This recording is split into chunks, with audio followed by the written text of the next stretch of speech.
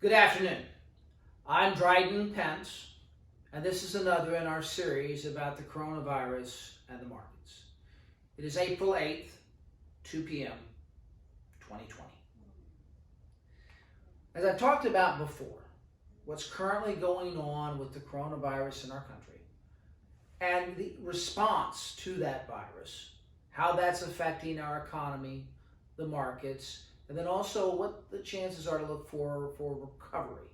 Those are all the things I'll be covering today.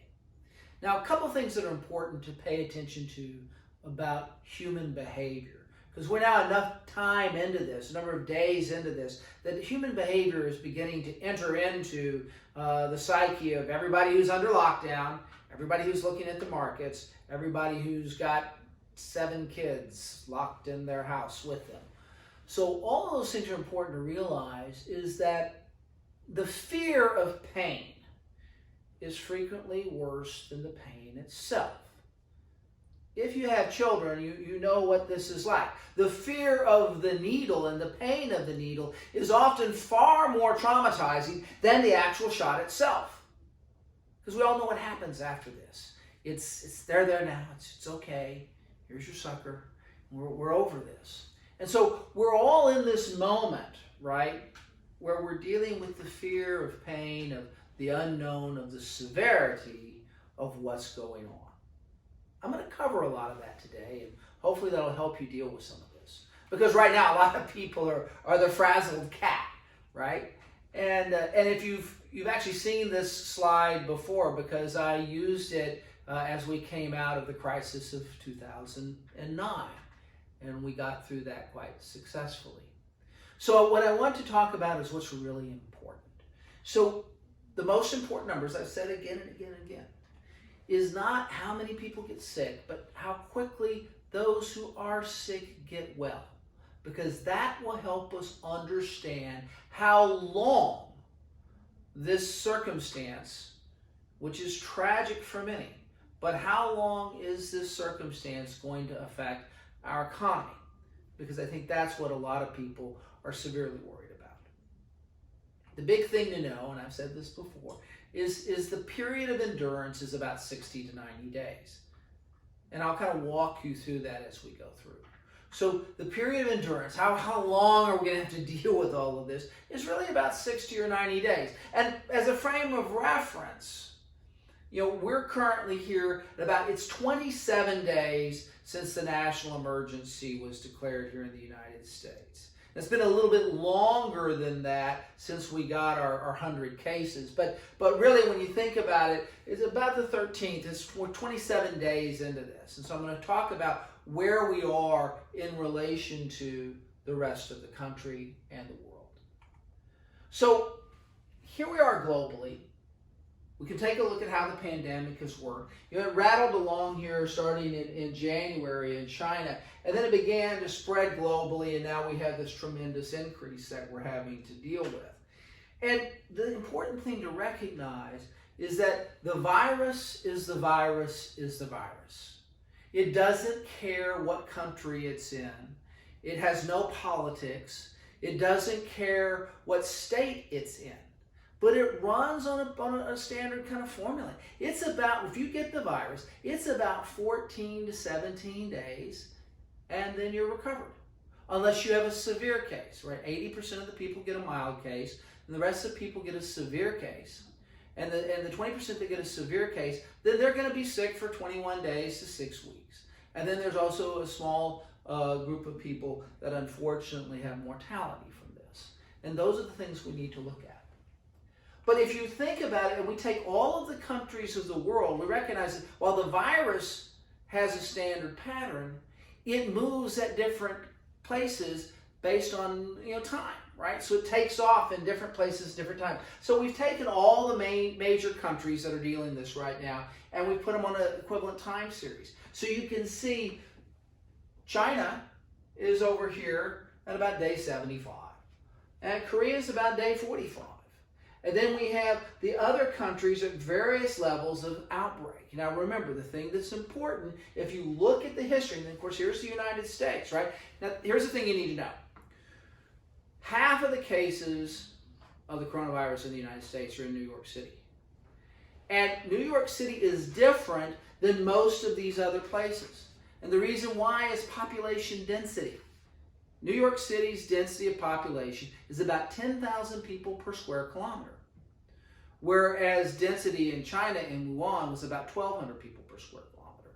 And the instances in South Korea, this wasn't in Seoul, but rather Daegu, which has a much lower population density. So when you look at New York, you have to recognize that New York is what's really driving the U.S. numbers. Half the cases are New York. And it's because there's such a tremendous population density there that it's had a bigger effect in that. Now let's talk about the virus being the virus. This is China. Remember, I've said before, we're about 30 to 40 days till we get to peak virus. The most important number after that is the crossover point. 15 days later, when more people are getting well than are getting sick. This is really important.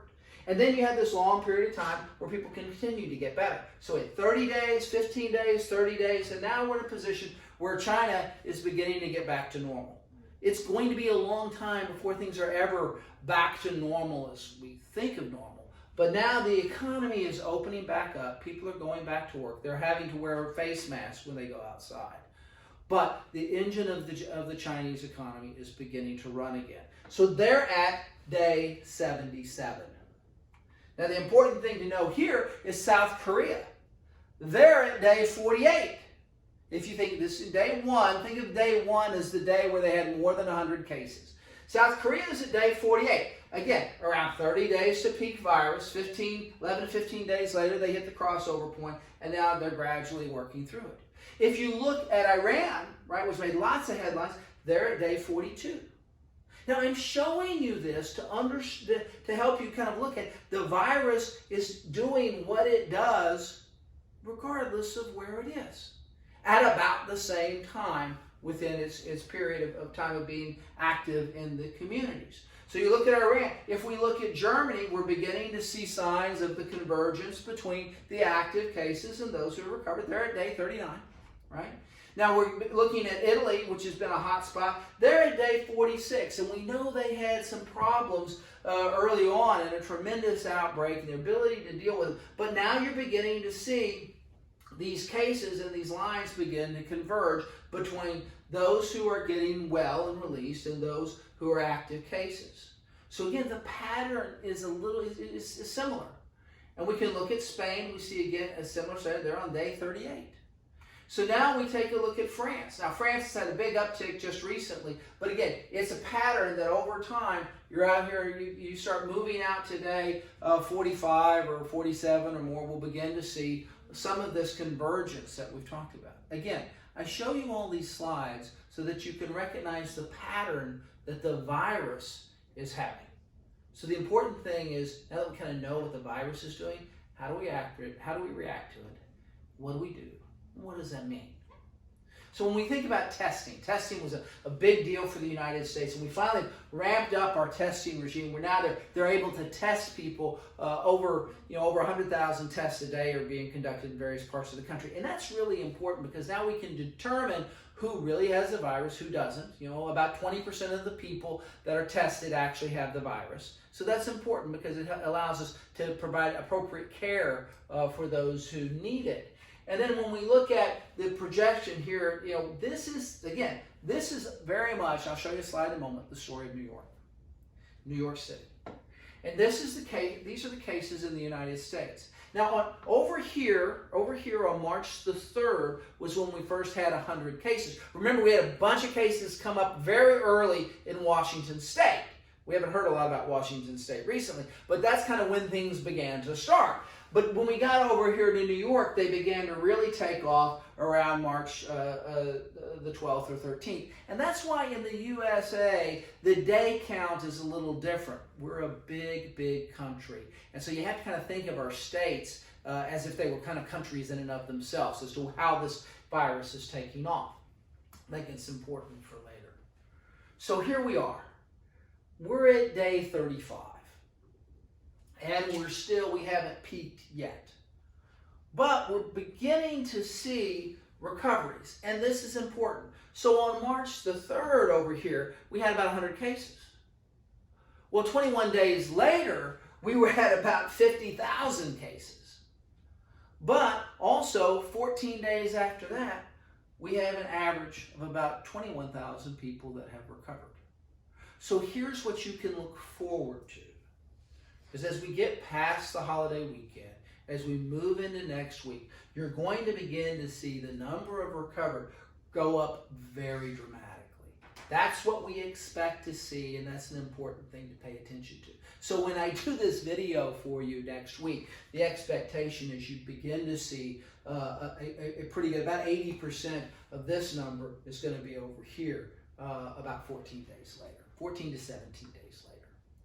Now let's look at, again, New York, New Jersey, Washington, and California. The United States is probably not going to have a unified experience. This gets very important when we talk about opening up the economy. Certainly New York is having an experience that is extreme and very different to even some of our other large states. Now, it may be a function in a matter of time. We'll have to see. There are no guarantees here. But what we can see is that the experience of the virus in local communities is coming at different times, and it's coming with different effectiveness. And that's going to matter as how we look at recovering the entire country. I want to orient you back to the calendar because, again, we are here, it's 27 days since we declared a national emergency. So if you think, again, about the other slides that we had, right, most of those slides where you're seeing this convergence, okay, we're later, right? We're later in the system. So we'll see next week how this is coming and if the pattern continues to hold up. So where we are on the calendar is important. Orient yourself to that. Because whether you count the day we declared a national emergency or the first day we had more than 100 cases, it can be somewhere between 27 and 35. But remember, this is about a 90-day event.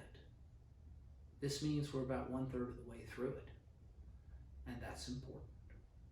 That's important. Now, how long does this affect the economy? Well, how long it affects the economy is really a function of two things. How long does the shutdown? Remember, the virus isn't affecting the economy. It's the reaction to the virus that's affecting the economy. So how long do we have things shut down, right? And then how deep does it go? Now, the deep question of a recessionary function and what goes on to the economy is partly ameliorated by the amount of stimulus that we're pouring into this. Think of it as a big sinkhole opens up and we're just pouring stimulus into that. So we can, have some buffer around the deepness of it. Now let's talk about the length. Well, I talked about that period of time, and we have a pretty dependable pattern so far of that. So what does it mean overall? Well, according to Bloomberg, they think we're going to have one of the best case scenarios is we have a pretty sharp reduction in the economy here in the second quarter, and then we begin to recover coming off of that. Now, one of the numbers, and it's going to probably come out tomorrow on Thursday, is going to be the unemployment number. It's a big number, 15 million people unemployed. Those are the expectations. We don't know yet. That's a big, big number.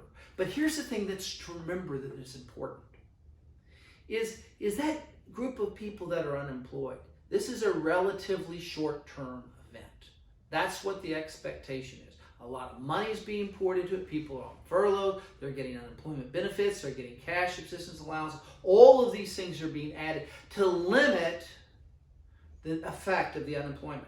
So when you hear an unemployment number, okay, don't think of it like this is an unemployment number like we had back in 2009, that we had a long-term structural problem and someone could be unemployed for 26 or 99 weeks. This is a very short moment. This is what we believe will be a temporary short-term moment affected by the virus. Remember, if you want to think about it, the virus is kind of like a natural disaster that didn't destroy anything. It's just stopped the people for a while. So it's a natural disaster, and we know that people recover from that fairly quickly as long as there's not a big infrastructure destruction. Well, we haven't really destroyed any buildings or any infrastructure, any ports or harbors. It's just a matter of getting people back to work. So what we think about here is you've got a period of time, we have a big unemployment number, and we're probably going to look at second quarter and third quarter that are going to be ugly. But then we begin to come back. And again, remember, China's at day 77, and they're coming back online. I mentioned before the ton of U.S. stimulus that we have. We've already gotten the CARE Act passed, and there's a $2.1 trillion worth of stimulus. So we're in a $21 trillion economy. We're putting in $2.1 trillion worth of stimulus, and it's moving in very, very quickly. Okay, so that's about 10% of our GDP. Boom. It's a big increase. And the stimulus is going to be there longer than the virus. And we're already talking about phase 4. Now, both the Federal Reserve and fiscal policy in Washington have pretty much both said whatever it takes. Whatever it takes to get us through this big bump in the road, that's what they're going to do. So you can continue to see large amounts of stimulus go in. And if they have to have another phase 4, if they have to write more checks to businesses and companies so they can keep people employed, that's what they're going to do. Because they know it's better to keep things stable so that we come out of this quickly. Not only that, the rest of the world is paying attention to that. So the major economies have already announced a global stimulus of about 6.4 trillion in fiscal stimulus. That's governments spending money. And that's important because for the first time in a long time, we'll have, I wouldn't call it synchronized stimulus, but we're going to have global simultaneous stimulus. And that's good for the global economy. And you can see the total amount of all the various dollars and pounds and yen, it's all being plugged in, and we've normalized it out to dollars here. But all of these countries are recognizing they have to do fiscal stimulus to move forward. So it's the equivalent of 7.4% of global GDP. That's a lot. So what does all this mean for the market? The stock market, and I know that again, anybody who has someone that they love that's affected by this virus, it's certainly a tragedy. And people are worried and concerned about that. And then they're also concerned about their economic well-being. So I want to deal with that a little bit. And their economic well-being is kind of determined by this market volatility. So what's interesting about this is if we look at periods of volatility, right, from 2015 to 2020, we recognize that, they follow a pattern. And we had a big drop. It took 18 days to drop 30%, right? Very, very quickly from the top that we had. But we've also bounced back about 10 to 15%. Let's look at it a little bit more closely. Now, I'm not here to say that we know for sure that March 24th, the 2191 is the bottom. We could have some more volatility out here. But let's, for argument's sake, say that that's probably the moment everybody panicked, because we really didn't know all of the details of the stimulus that's kind of filling in all of this, right? So if that's the case, well, we're basically 17 days beyond that. We're kind of on the other side of that, and we'll see. There's going to be more volatility out here. There really is, and you have to look at it. It's going to be headline volatility. Things are going to go on. But remember, we have to kind of navigate through that. But on average, in the last 5 years, the average peak to trough has been about 25 days. And the average trough to recovery has been about 62 days. I think it's going to take us longer than 62 days to get back to where we were.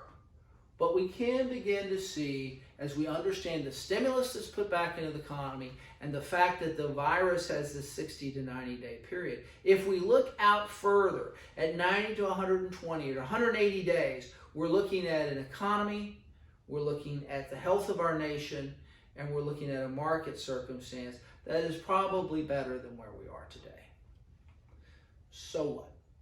Here's the key points. We bring all of this together. April's probably going to be both the peak and the crossover point for New York City. Now that's important. Why?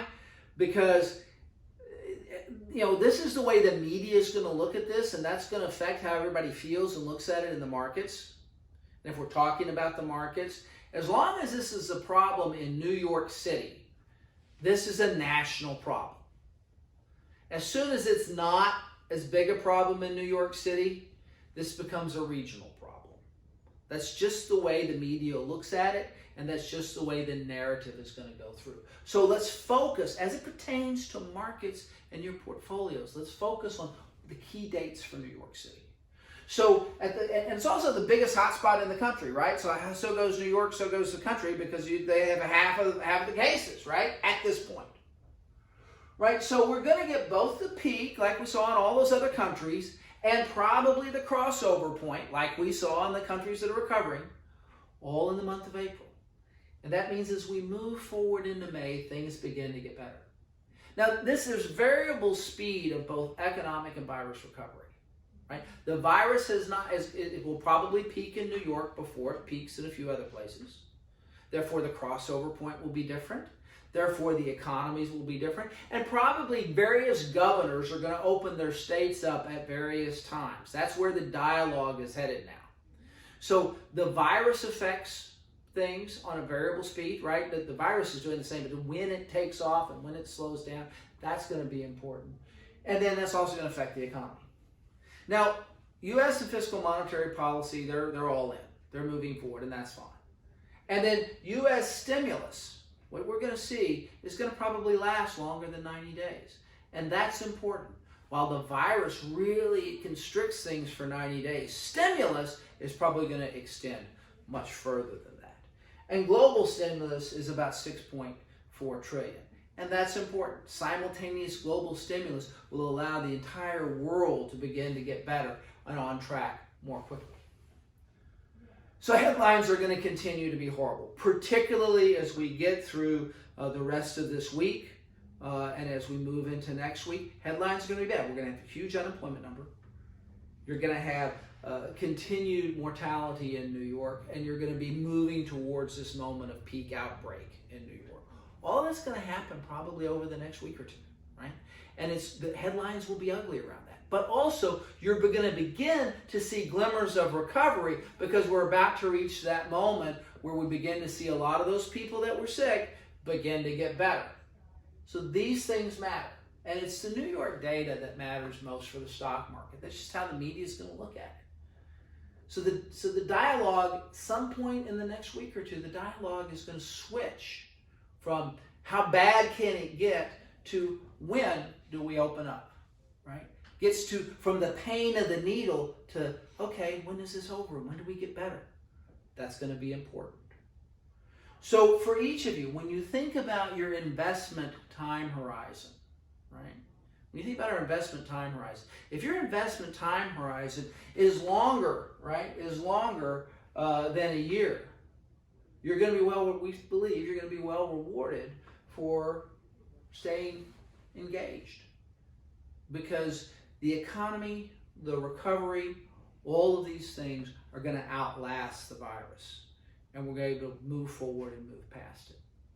So today I've talked about the virus, how it runs on a 14 to 70 day cycle. I've talked about our response, how the constriction and social distancing has slowed down our economy to get us through this moment so we can make sure that our health providers have the capacity to deal with those who are most at risk and most affected. And that response now has affected the economy. And the question is not so much how deep does it go, but how long does it continue to have that problem? And then the markets. And remember, the markets are going to react before the economy does. The markets tend to react negatively before the economy does, and they tend to react positively before the economy does. So as we begin to see getting past the worst of the news and move to news that becomes less bad, or news that begins to say, okay, well, now we've got a lot of people recovering. And our charts in the United States begin to look more like the graphs that we see in China and Korea and some of the other countries. Then we're going to be able to see how we begin to move forward into the recovery.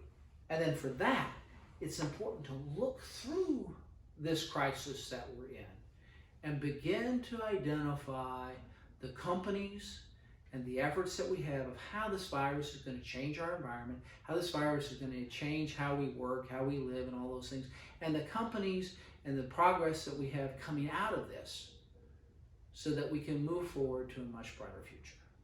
I want to thank you for your time today. I'll be back in about a week to update you, and I appreciate your efforts. Now, please, if you have somebody who is a friend or an associate that might find this video of comfort and information, please feel free to forward it to them. We're happy to talk to them and happy to help them in any way we can. Thank you very much.